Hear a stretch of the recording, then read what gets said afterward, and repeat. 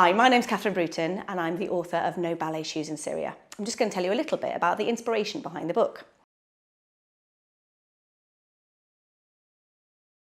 Now, when I was 11, I adored Ballet Shoes by Noel Streatfeild and The Swish of the Curtain by Pamela Brown, and I was so fixated by Lorna Hill's Sadler's Wells ballet books, each of which I'd read at least 10 times, that one day my mum decided that enough was enough. She prized my tattered copy of Veronica at the Wells out of my hands and presented me with a pile of new reading material, which included The Silver Sword, When Hitler Stole Pink Rabbit, and The Diary of Anne Frank. And that was when I discovered that there was a new kind of book that you could love, books that could open your eyes, make you see the world differently, make you ask questions, expand your horizons, switch on light bulbs in your head. I've been a teacher for nearly 25 years, and so I've had the great privilege of introducing many children to their own light bulb books, the books that expand their capacity for empathy and challenge their preconceptions about the world. And so, as an author, those are the books that I've tried to write. As the world watched the refugee crisis unfolding, I knew straight away that it was something that I wanted and needed to write about. And hearing Judith Kerr, the author of When Hitler Stole Pink Rabbit, talking about the parallels between her story and the current situation in Syria, I had my own light bulb moment. I was going to write a story about a child displaced from their home by the war in Syria, a story that would be a modern version of The Silver Sword and When Hitler Stole Pink Rabbit, a story that would make young readers look beyond the labels of asylum seeker and refugee and see the child behind.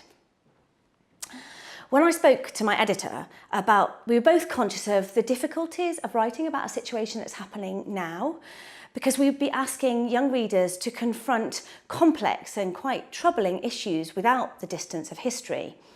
I've got a quote from one of my favourite authors, Alan Gibbons, above my desk. It says, "I never enter a dark room unless I think I can light the way out." And that's what I wanted to do. I wanted to explore complex issues, but in a way that didn't offer glib solutions or try and whitewash the truth, but which did perhaps offer the consolation of hope. A local charity to me, Bristol Refugee Rights, holds a drop-in at a community centre where dance lessons are also held.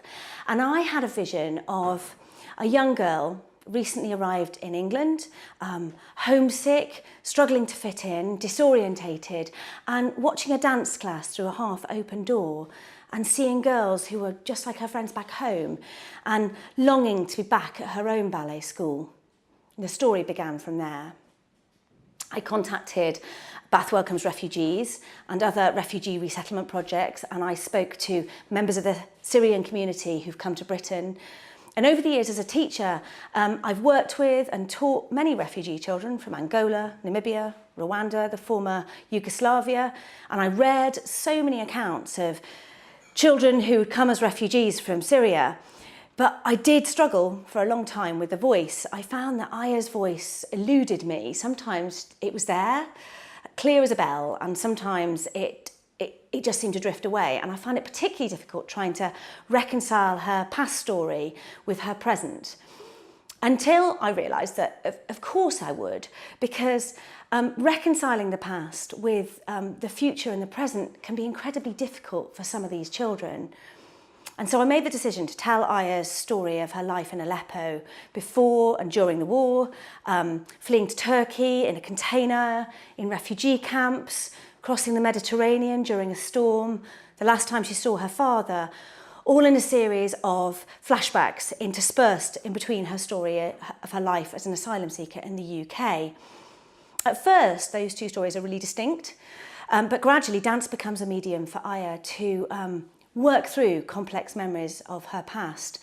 And as she's able to let go of her anxiety and her grief, and to maybe come to terms with what may have happened with her father, then that allows her to start to look towards the future.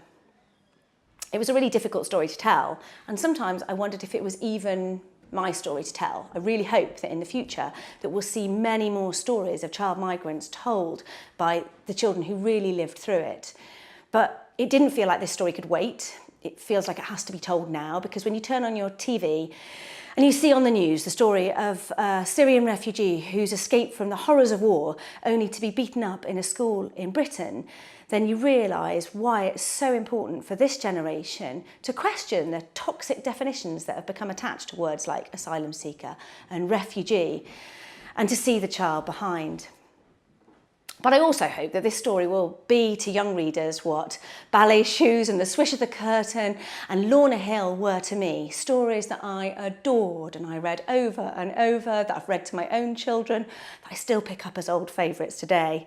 My mum doesn't stop me nowadays, because I think she knows that the moment she put those light bulb books into my hand, she helped me to grow up as a reader.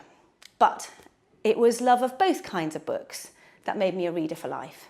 And if No Ballet Shoes can do that for any reader, or if a child like Aya, one of the 11.5 million child refugees around the globe today, could read this story and see themselves within it, see their story told in which they're the heroine, not just a victim, then I'll have done what I set out to do.